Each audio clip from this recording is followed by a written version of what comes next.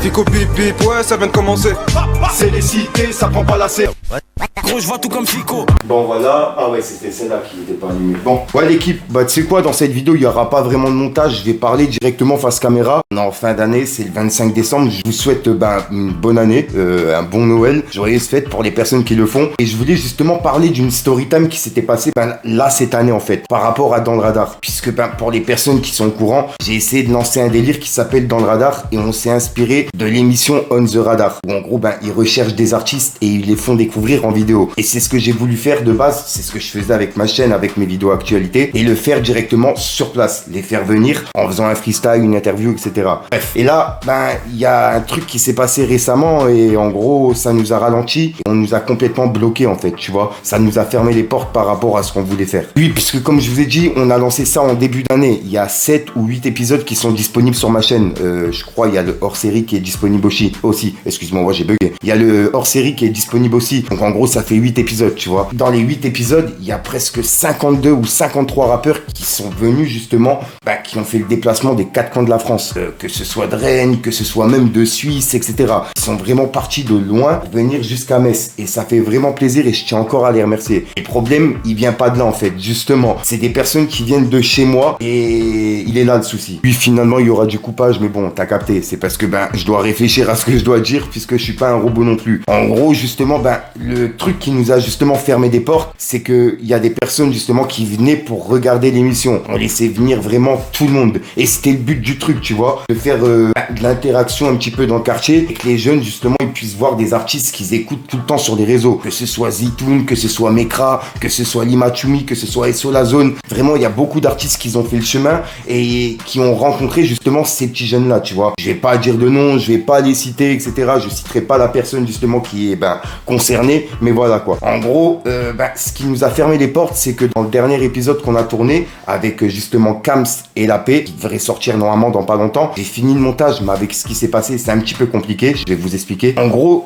on était en train de tourner l'épisode normal, tout se passait bien, tu vois, et généralement, les artistes, ils viennent avec des personnes, tu vois, des personnes de leur entourage, un pote, etc. Et il y en a qui viennent, des fois, c'est abusé.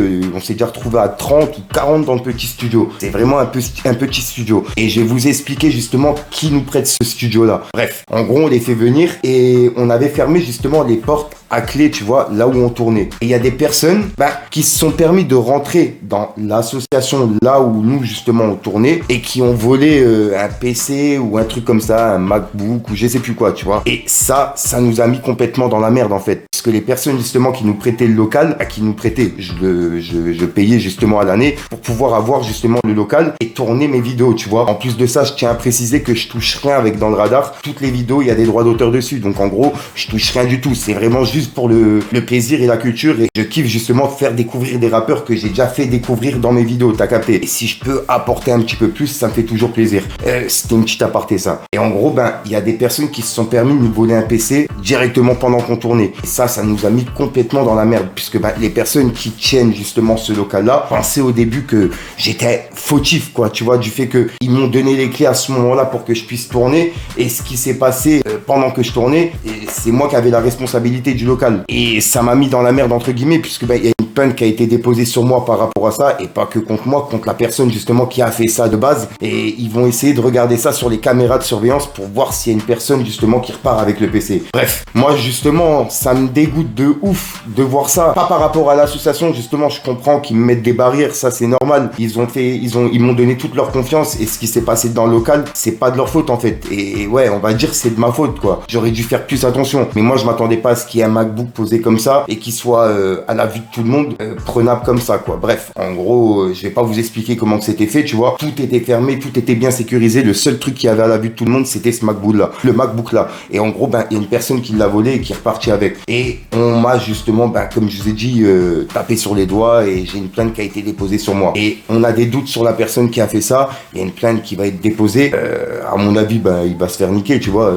Faut vraiment être con en fait de faire ça. Sachant qu'en plus de ça, moi je fais ça ça de bon cœur, tu vois, ça me fait plaisir de faire venir des jeunes de mon quartier qui viennent voir des artistes qu'ils ont pu écouter sur les réseaux, etc., tu vois, qui puissent échanger avec eux, parler avec eux. Il y en a même qui ont été de mon quartier à Metz jusqu'à Paris pour faire des soirées avec eux. Il y en a, ils ont été jusqu'à Marseille pour faire des soirées avec eux.